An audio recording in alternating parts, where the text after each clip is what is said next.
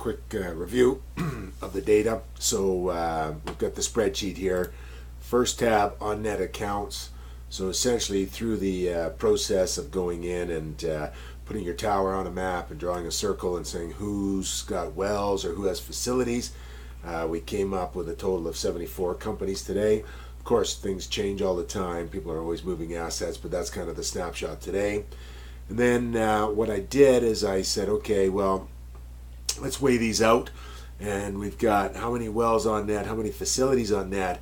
Then we take a look at roughly the same time frame. How many wells have they drilled? How many facilities have they built? And then let's work out what the percentage would be. And then we're going to segment that into 3 different markets. And the first is our target market. And you can see Husky kind of leads the way there. So that's what we looked at there is we've got a lot of wells on net. And the percentage of wells on net doesn't have to be the highest. It's more forgiving. If you've got a lot of wells on net, you can be in around that 15 or higher percentage of those wells being on net is a good prospect. And then when we came down and we've got less wells on net, what we want to see is a much higher percentage of wells on net to hit the prospect list. And then we've got a couple examples where the customers don't have wells on net, but they do have facilities on net.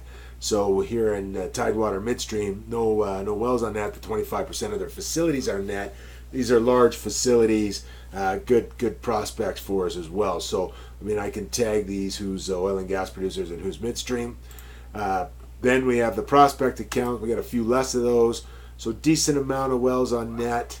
But then, but ultimately you can see that it's a relatively low percentage. So Canadian Natural Resources, well, we only got 34 wells on net out of 2368. So it'll be a little tougher sell for a company like that, but we still want to go through the process of educating these guys. And then the last one is suspect accounts. So typically you're seeing pretty low well count and then relatively low percentages. So, we can come back and do some marketing to these guys again, but it's not going to be here. We want to be kind of a combination of direct sales and more marketing so we can go in and be more aggressive.